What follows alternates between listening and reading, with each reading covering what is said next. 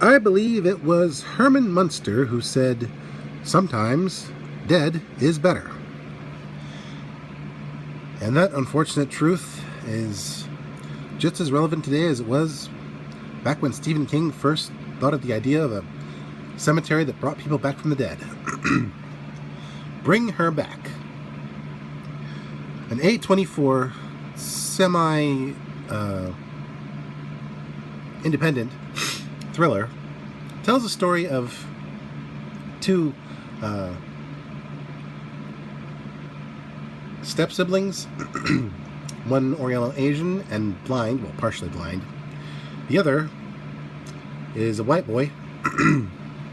And after the embarrassingly horrific death of their father via a shower and some vomit,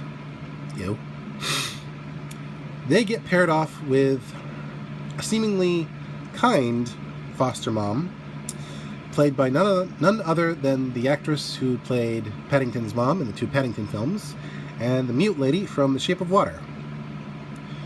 Here, she demonstrates how deep her kindness goes, but also how deep her own trauma goes. Because not only does she have to deal with a foster boy who is basically a zombie for most of the film, for unknown reasons until the end, but she also had to go through the trauma of losing her daughter, who was also visually impaired. Now, this film takes a bit of a slow burn, and it really takes time to pick up, but the more you see, the more it's disturbing. It's definitely, despite having some supernatural elements, it's definitely a psychological thriller. Plus, it's got some effects that, well, I'll get to those.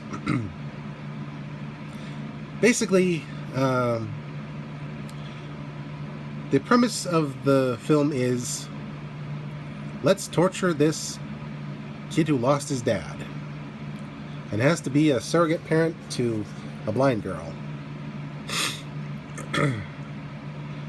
Yeah. The actress who plays Paddington's mom in the other films, she really goes to dark places. She's been driven insane with loss. She has to make a positively Faustian deal, and the further along she goes, the more she becomes unhinged, until it all comes to a head in a pretty rough way. As for the boy, the older brother, he gets put through the ringer, psychologically tortured, and despite trying to be a good brother, he's got his weaknesses as well. The blind daughter, well, the one who's not dead, was very nice. She was likable and not annoying at all. And overall, she and he worked very well together, and they both worked well off of the foster mom's vibes, with the foster mom caring for the daughter and kind of messing with the son. And of course, there's another player. The other foster boy who is like a zombie. And here's where the gore effects come in. Oh boy. First, he seems normal, just with a mark on his face and big eyes that are seemingly lifeless. But then the you-know-what hits the fan, and not only are the gore effects visually repulsive, but also the sound of what he does is just viscerally unsettling.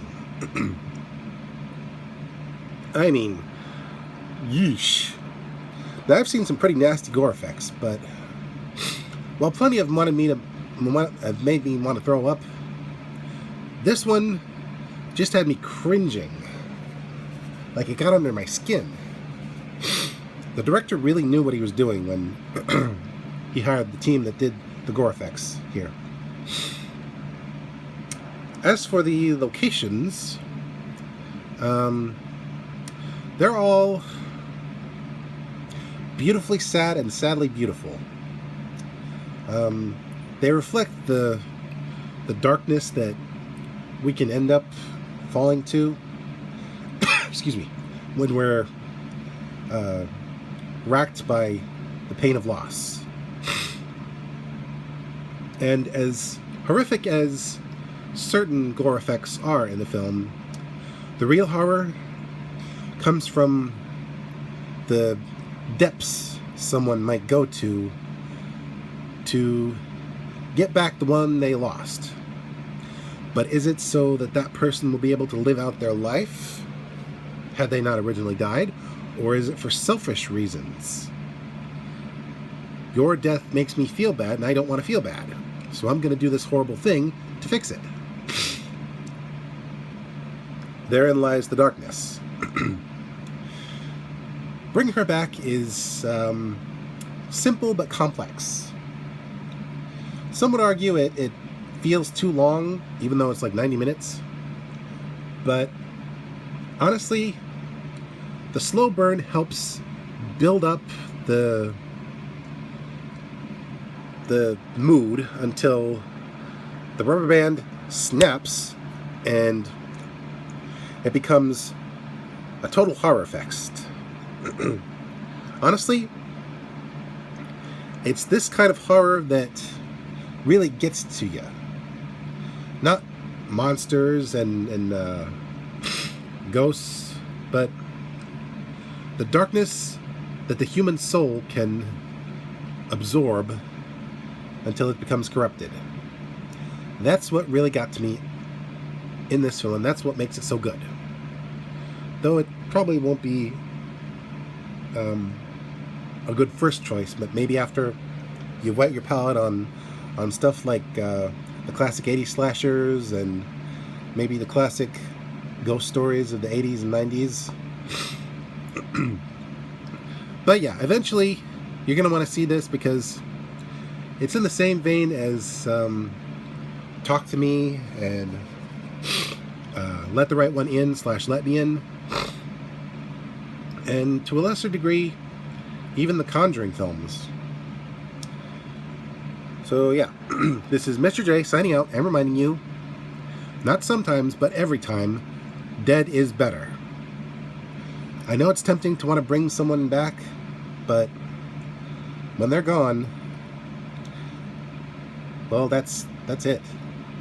Even if someone offers you a chance to get them back, they won't be them anymore. Not necessarily. In most cases, well, in all cases, dead is indeed better. Rest in peace, Herman Munster, and those who have gone way too soon.